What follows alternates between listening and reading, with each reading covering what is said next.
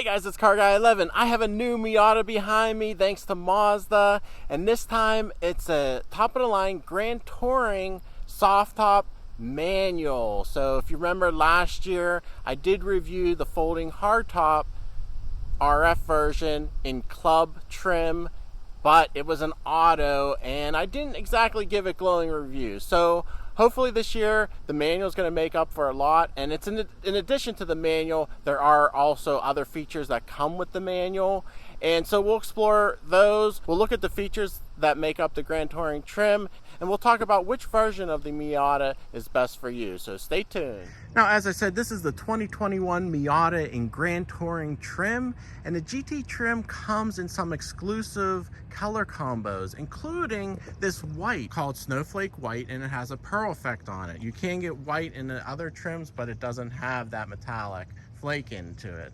Also, the top. This is a gray top, so you have some color top options. Otherwise, you would get black. And those are extra cost options in the GT trim, but it makes it more distinctive. Now, the interior also has some color choices. Unfortunately, we only have black leather in this one, but you can get even white. And that also is paired up with a very cool deep blue color, which I'd love to see in person. And that blue-white combo is a new color for 2021. In addition, the wheels on the Grand Touring trim have a shiny effect to it. They're a polished aluminum. It's almost like a black chrome effect to it. So pretty distinctive trim there.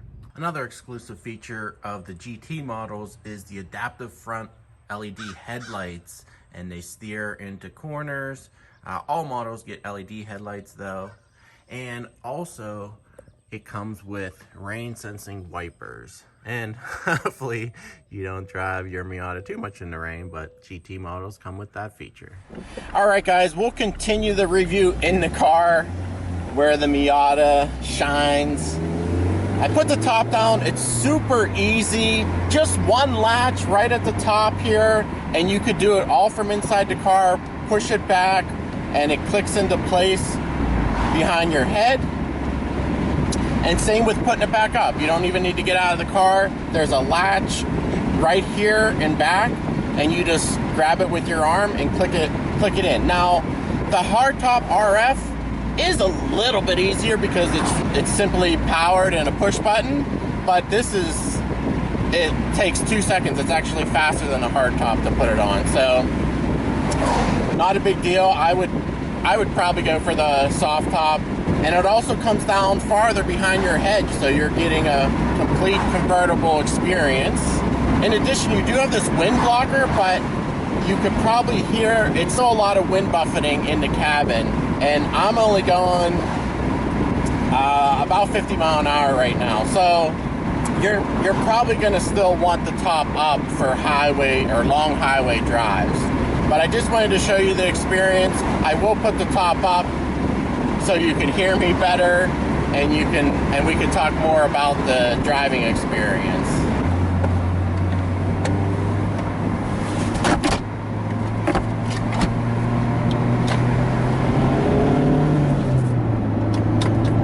All right, top up, windows up, so you can hear me a little better. With the top up, it's still pretty refined in here. Yes, there's a little bit more noise than the hardtop, but very easy to live with daily. And especially if you're going to be taking the top down 90% of the time, I'd get the soft top. And again, this is the GT manual, and the manual really transforms this car in my opinion. With the manual transmissions, you get the sport suspension, which is the Bilstein dampers, and going around this corner here, a lot better body lean, a lot better body control. If you remember, the hardtop convertible was the auto with the standard suspension, and there was a ton of lean. And actually, I didn't like that. It was too much lean. You still get some lean here, but it's a lot better controlled. And even just flicking the steering wheel here, you could see how much better that body is controlled. In addition, with the manual, you get a limited slip differential, and I'll show you. We'll do some launches, a lot better grip. But the biggest thing, in my opinion, you also get additional bracing. So there's a strut tower brace under the hood in the engine bay, and that really tightens up the chassis and makes it feel more solid. So when you're hitting bumps, the whole car doesn't vibrate and jitter as much.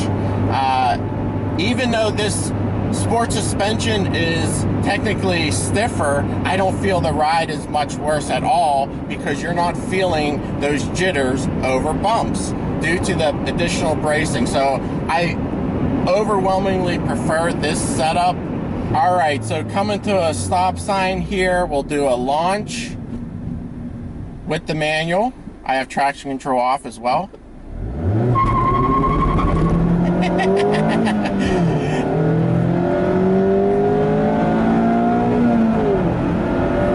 Yeah, this thing moves well for the amount of power it has.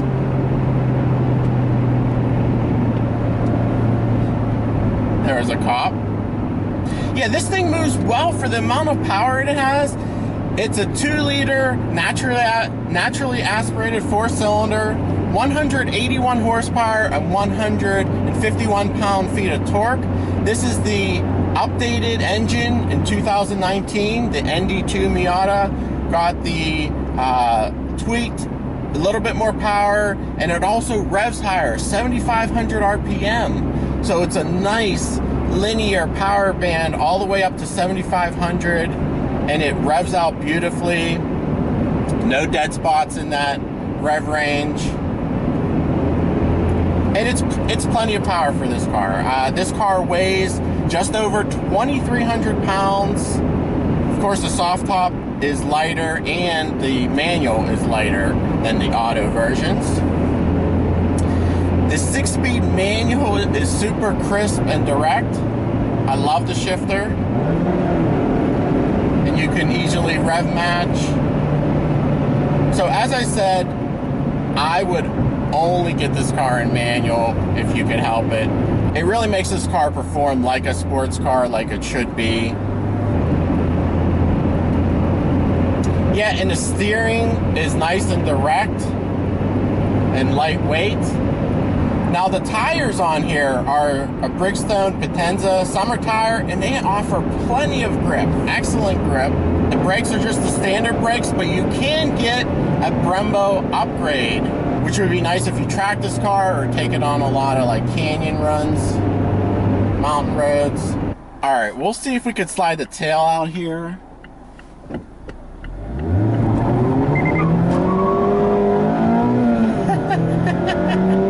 Yes, you can. Yes, you can. Limited slip differential helps put the power down, and it's enough power to get the tail loose. So it's a fun car. Like I said, you don't need a ton of power to have fun in a car, and with this lightweight, you don't need a ton of power in general. So I love these lightweight sports cars. It's becoming my new favorite now. It's just fun to be able to wring everything out of a small engine and a lightweight car, toss it around. So this would probably be a blast on track or autocrossing. So the exhaust in the Miata is super quiet. Even with the top down, you could barely hear it.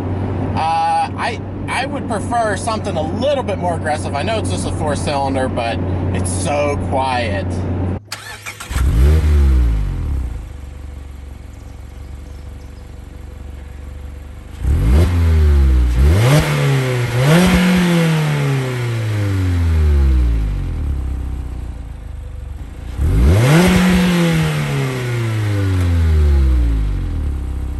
And another thing great about this engine, it achieves excellent fuel economy. Over my week of driving, I'm averaging over 30 miles per gallon, which matches what I'm supposed to be getting, and it's great because I normally don't achieve that in my driving. But yeah, and I've been driving it spiritedly, so, but you don't have to baby it to get those numbers, which is awesome. Now the seats, I I don't love the seats in this car, but there is a Recaro upgrade available, and I haven't experienced those. For the Brembo and Recaro package, that's only available on the club level. But the seats in this car, I don't feel are super comfy. There's no lumbar adjust. They're all manually controlled and limited adjustments with that. They are heated though, and in the Grand Touring, you're gonna get the leather seats instead of cloth. Also with the Grand Touring, you're going to get the metal accents on the climate dials, on the climate vents. You're also getting auto-dimming rear view mirrors, auto climate control, and on the entertainment system, you're getting wireless CarPlay, which is a very nice feature. So there are little upgrades to the GT. If you're not going for that Brembo package, then I'd probably step up to the GT. It's $1,500 more, and you're getting a lot of little features, like I talked about on the outside, and some on the inside here as well. Back to the entertainment system, it is mainly controlled with the rotary dial on the console here, and it is touchscreen only when stopped, but it's not the best system. It's a little bit laggy, and it's a little bit difficult to use. You definitely got to program your favorites to make it more simple to use. If you're using CarPlay, it is pretty nice. It does take a little bit to load wirelessly when you first start the car up, but once you're there, it comes up automatically, so that's nice to have.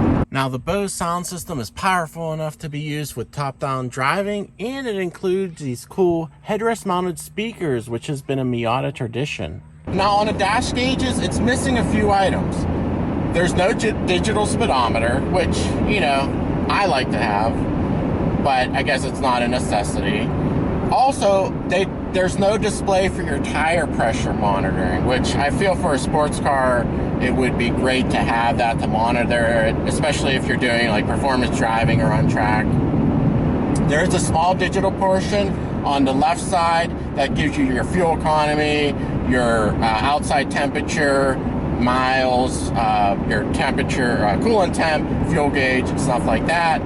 It also displays the speed limit signs and even like stop signs. It has traffic sign recognition. And then your center is your big tack, which is nice, but it doesn't have shift lights or anything. It does have your current gear though, which is nice. So it's showing I'm in 6th gear right now. And then on your right side, it's just your regular speedometer. So nothing fancy there. There's no sport modes or anything, just traction control off. It is push button start, and then you have your keyless access as well. I do like that the exterior color is brought into the interior at the top of the doors. Pretty neat touch, but of course then it is hard plastic right there. But there is limited storage in the cabin. There's no storage in the door pockets. There's no glove box. There's a couple bins behind you in the center and behind the seats, which you can store some small items. And there is room in the trunk. It's pretty deep, but it's small. And you're not fitting golf clubs or anything like that, of course. Also, don't like the cup holders. They're kind of just added on. You can position them different areas in the cabin, but there's not really a great area. And there's a small center console storage, but literally you can't fit much in there, maybe a pair of sunglasses. It is padded though, and in general it's a small car, but I do fit. There's plenty of headroom for me and legroom. I don't even have the seat all the way back, and I'm 5'11". Now what you heard there is the lane assist warning. It doesn't actually tweak the steering at all. It won't push you back into the lane. It just gives you that warning sound. It does have forward collision braking, but other than that, no adaptive cruise control. It does have blind spot monitoring. You can turn the lane assist off though with a button on the dash here. So this car, fully loaded, like I said, GT trim with even the exterior color option, comes in at $33,000. But if you want the hardtop versions, that is going to be more expensive. So all in all, I feel like the soft top is the way to go with this car, unless you're truly daily driving it every day and you want the most security and convenience. Then yeah, go for the hardtop. But I don't know, maybe the hardtop also contributed to the amount of lean. You know, it wasn't the sport suspension with that hardtop, but this one is definitely performs better. So guys, tell me what you think in the comments below about the Miata. I still feel, I know I'm probably in a minority, but I still prefer the 86 BRZ chassis. Still gonna get better chassis rigidity with the coupe. The 86 still does feel a little more solid. But if you have to have a convertible, this is the way to go. But I'm excited to drive the new 86 as well to see how much further that takes that car. But guys, I hope you enjoyed this review. Please give it a thumbs up and subscribe if you haven't. Thanks for watching, and I'll see you in the next video.